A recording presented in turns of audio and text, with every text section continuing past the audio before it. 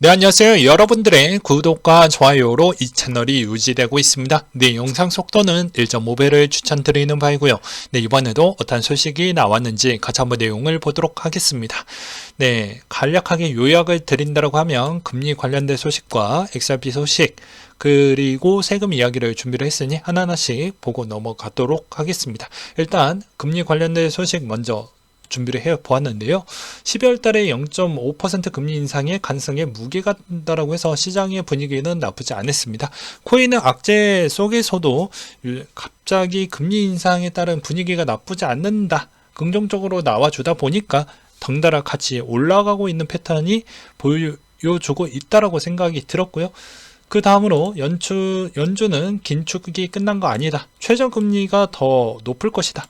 그러니까 이 말의 의미는 최저금리가 중요하다는 겁니다. 0.5가 중요한 게 아니죠. 0.75를 3번 이상 했다라고 해서 이번에 0.5 했다라고 기대감이 한 달 정도 바짝 오르고 또 조정받는 것보다는 최저금리가 어느 위치에 있는지가 상당히 중요하지 않겠습니까?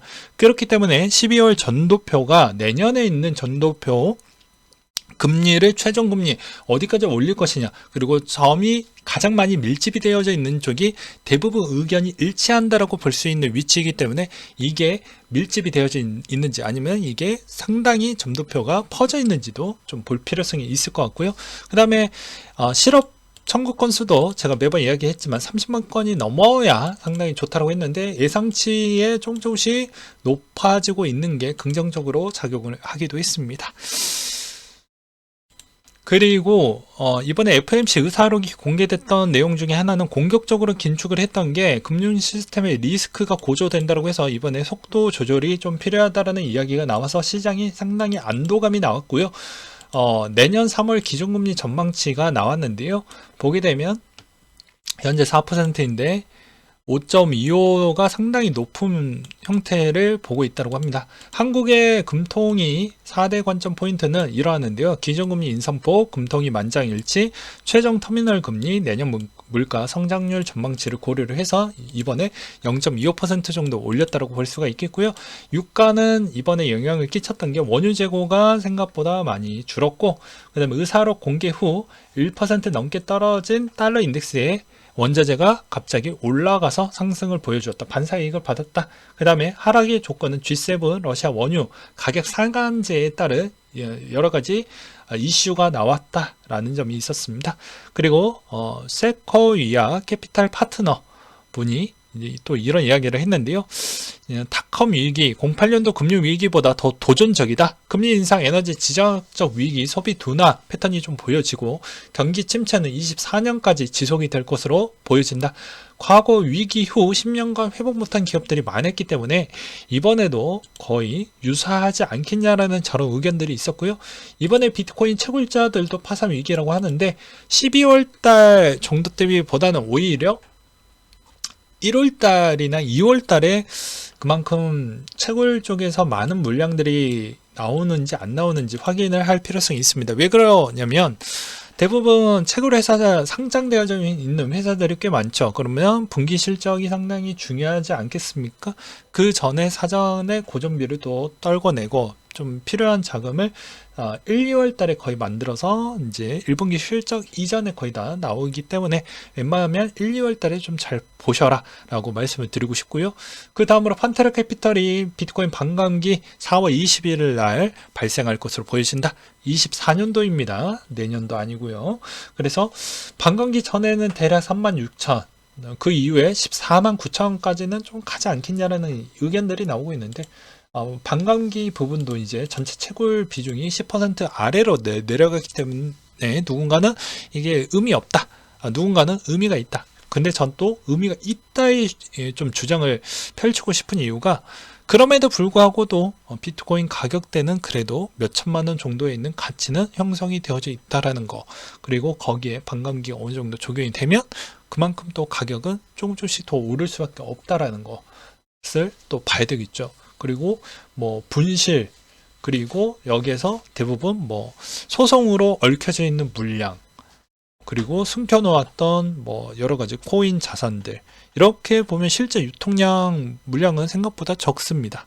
그리고 이번에 FTX 사태로 인해서 개인적으로 들어갔던 물량을 보게 되면 전체 시중에 있는 비트코인 총량에 있는 유통량이 매일 줄어들었기 때문에 조금만 물량만 들어와도 상대적으로 가격을 올라갈 수 있는 여건적 준비는 좀 갖추어지지 않는다라고 볼 수가 있겠고요. 그 다음에 이더리움 재단에서 비콘 체인 이더리움 인출 연기 소문이라고 돌았는데, 이게 왜 그러냐면 이더리움 쪽에 있는 개발에 있는 그 시점이 잘 진행이 돼야, 그 업그레이드가 잘 진행이 돼야 인출이 됩니다. 그렇기 때문에 그게 업그레이드가 안 되면 진행이 계속해서 늦어질 수밖에 없겠죠. 그래서 이거 말을 어떻게 하느냐에 따라서 약간의 공포감을 줄 수도 있고요. 뭐 그냥 당연하다라고 볼 수도 있겠죠. 네, 이렇게 보는 게 맞을 것 같고요. 그 다음에 최근 발생한 7년 이상 홀딩된 만개 비트코인 이동에 대해서 보게 되면 마운트 곡스 해킹 사건의 범죄에 연루됐던 비트코인 다시 이 거래소 지갑에서 발생을 했고, 몇 시간 전에 히트비트 거래소에서 65개의 비트코인을 보냈다고 합니다. 그렇기 때문에 이번에도 마찬가지로 이렇게 어려운 시중에서도 비트코인이 계속 이동이 많이 되고 있다는 거, 여전히 시장에 있어서 아직까지는 안도감하기에는 좀 이르다, 이슈가 아직 끝난 건 아니다, 이렇게 보는 게 맞겠죠. 그 다음에 라이트코인이 최근에 좀 많이 오르기도 했었는데요. 해시레이트가 좀 많이 올라가고, 그 다음에 고래가 이번에 대거 많이 샀고, 반감기도 253일밖에 안 남았다 라는 주장으로, 고래는 어차피 250일 정도는 버틸 수 있으니 베팅하겠다, 뭐 이렇게도 볼 수도 있겠죠. 그 다음에 블로건의 CEO가 실버게이트 9.3% 매입을 했고, 뭐 돈나무 누나도 마찬가지로 이번에 계속 베팅이 들어가고 있습니다. 여러분의 선택만 결정하시면 됩니다. 나는 이 시장 앞으로 더 괜찮다라고 생각하면 계속해서 매수를 분할적 관점으로 모아가는 게 좋을 것이고요.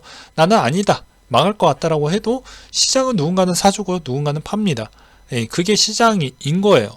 근데 여기서 고래들도 이렇게 많이 사주고 있기 때문에 이 시장은 계속 누군가가 사주고 있는 자가 있으면 망할 수는 없습니다. 네, 그리고 분실물, 아까 이야기했던 개인, 그리고 움직이 안 했던 고래 지갑들까지 고려를 한다고 하면, 그래도 철벽 방어막에 있는 그 총 유통량 부분은 그렇게 많이 움직였다라고 보기는 어렵기 때문이라고 저는 생각을 합니다. 단 이번 DCG 부분이 얼마나 잘 정리가 되느냐가 관건이 될 수도 있겠고요. FTX보다 심한 마운트 사태도 이겨내지 않았냐, 그래서 우리 좀 더 긍정적으로 좀 생각을 해보자. 이때는 진짜 어떻게 될지, 비트코인 어떻게 될지 아무도 몰랐어요. 제가 만약에 이때 당시로 돌아왔다고 해도 함부로 투자하지는 못할 것 같습니다. 왜냐면 2014년도 때 얼마나 장기 침체 기간 동안 비트코인이 힘을 못 썼기 때문에 대다수 버티기가 어려울 것으로 저는 보여지기 때문입니다. 그래서 저는 그렇게 생각이 들었고요. 그럼에도 불구하고도 여기에서 진짜 장기 베팅을 했던 자들은, 2014년도에 투자했던 자들은 진짜 그만큼 수익을 가져가는 것이 존경스럽고 당연한 보상이라고 저는 생각을 합니다. 왜냐, 무법지대에서 이제 막 형성이 되었던 자산시장에서 그래 이제 초읽기 부분에 일단 발을 담그기는 했었는데요. 그때는 아무것도 없었기 때문이죠. 엄청 무서웠던 시점이라고 볼 수가 있게 되겠죠. 그러니까 여러분들도 지나서 보다 보면 그렇게 해석을 해볼 수 있지만, 여러분들이 진짜 이 시장이 믿는다라고 하면 가장 큰 대장 코인은 내 포트폴리오 안에 있어야 됩니다. 알트코인은 언제가나 없어질 수도 있고요. 어떤 문제가 발생을 할 수도 있기 때문에 웬만하면 누구나 기관들이 선호하는 그런 포트폴리오는 몇 개는 제발 좀 들고 가자. 그 마음 알겠지만, 알트코인에서 진짜 내가 한 방에 부자 될 수 있는 기회는 많지만, 그래도 너무 내 인생 무너질 수도 있으니까 보험 왜 드는지 아시잖아요. 그러니까 보험 들었다고 치고 비트코인 좀 갖고 가자라고 말씀을 드리고 싶고요. 재단의 스케줄 부분, 리플입니다. 리플 소식 준비를 했는데요. 11월 30일 미공개 답변서 제출, 12월 2일 반대 브리핑 내용 중 당사자가 원하는 수정사항을 확인해서 합의를 보고요. 12월 5일 당사자 요청한 임시 수정본 작성, 반대 브리핑 수정된 공개 버전을 제출을 하며, 22일 모두 봉인하기 위해 옴니버스 동의서 제출을 하게 되고요. 1월 9일 날 동의서의 이의 제기가 끝나면 모든 절차가 완료가 된다고 합니다. 뱅크 오브 아메리카는 ODL 서비스를 하고 싶다라고 해서 이번 소송이 빨리 끝나기를 바란다라고 되어져 있고요. 최근에는 뭐 캐나다 거래소도 마찬가지로 XRP 부분도 뭐 이번 다시 재상장을 하기도 했었죠. 그래서 약간의 긍정적인 이야기는 많이 나오고 있지만 그래도 법적인 절차는 법적인 절차 별개로 볼 필요성이 있다라고 저는 말씀을 드리고 싶습니다. 아무튼 뭐 나쁘진 않은 분위기로 지금 흘러가고 있다라는 것과 두나무 임직원 가족도 가상자산 거래 제한의 윤리 경영을 앞장서겠다라고 이야기를 하고 있는데 진작에 했었어야지. 이미 다 헤쳐먹을 거 다 헤쳐먹고 그랬을 텐데. 그리고 가족만 하면 안 되죠. 뭐 사촌, 팔촌, 또 친구들, 지인들 이런 것까지도 다 해야 되겠죠. 왜냐? 뭐 자기 거 할 필요가 뭐가 있습니까? 그냥 제가 월에 뭐 네 그냥 세컨 계좌 잠깐 빌려줘 친구야. 내가 월 뭐 20만 원씩 줄게. 네 계정 잠깐 좀 쓸게. 이렇게 하고 쓸 수 있잖아요. 예. 그렇게 해가지고 관리하고 뭐 거기에서 잠깐 가지고 놀고 뭐 그렇게 할 수 있으니까. 물론 합리적인 의심입니다. 꼭 그렇게 했다라고 보는 게 아니고요. 근데 과거에는 좀 하긴 했어요. 엘살바도르 비트코인 채권 발행 법안 지출을 했다라고 하는데 비트코인을 이제 거의 올인했다라고 보는 게 맞겠죠. 그래서 비트코인이 무너지면 엘살바도르도 무너지고 비트코인이 잘 되면 엘살바도르는 재평가를 받게 될 것입니다. 이 험난한 시즌이 좀 길 뿐이지 만약에 성공을 하게 되면 엘살바도르 대통령은 역대급 칭송받는 대통령으로 변할 수 있다. 단 지금에 있는 현재 시점이 매우 고통스러울 뿐이죠. 미래는 보장이 되어져 있다. 마지막으로 세금 관련된 소식으로 한번 준비를 해보았는데요. 자, 주요국 가상자산 소득각사의 제도 비교를 보게 되면 한국, 미국, 영국, 독일, 호주, 일본 다 선진국 기반으로 되어져 있습니다. 여기에서도 보게 되면 과세 방식 다르고요. 세율 방식 다르고요. 비과세 기준도 다릅니다. 근데 여기에서도 보게 되면 그나마 한국이 그나마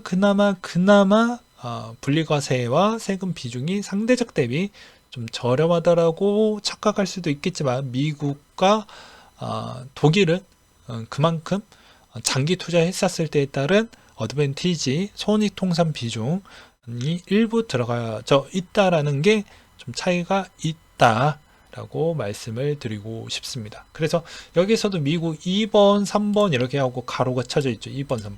그래서 2번, 3번 했는데 공제액이 좀 있죠. 부부 별도 4만, 부부 합산 8만, 세대주 5만 이렇게 비과세 된다고.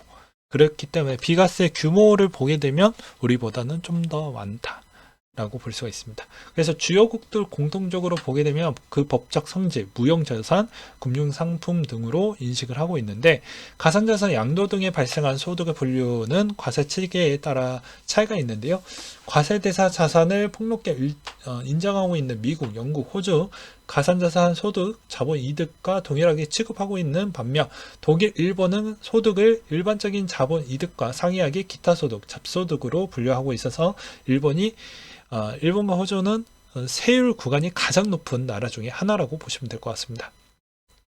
여기에서 이제 문제점은 무엇이냐면 채굴, 하드포크, 에어드라, 디파이 부분에 따른 이자가 과세 처리에 명시적으로 아직 발표가 안 됐고 회계에서도 아직 정리 수순이 안 되어져 있는 상태에서 한 달밖에 안 나왔는데 여러분들이 만약에 불합리하다고 하시면 소송을 걸면 승리할 확률이 매우 높다. 왜냐?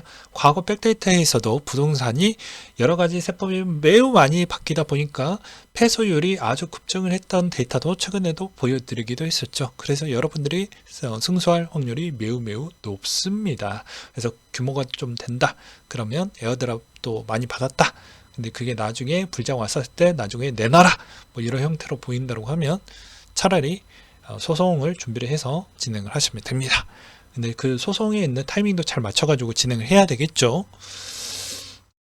그래서 가상자산을 채굴하여 취득할 경우 취득한 시점에서 방언과 취득 시에는 과세하지 아니하고 이를 처분했었을 때 과세하는 방안이 있는데 미국, 영국, 일본 취득 시 그리고 독일, 호주는 처분 시 과세를 하고 있습니다. 아직 한국은 뭐 검토만 하고 있어요. 아직까지도 정리가 안 됐습니다.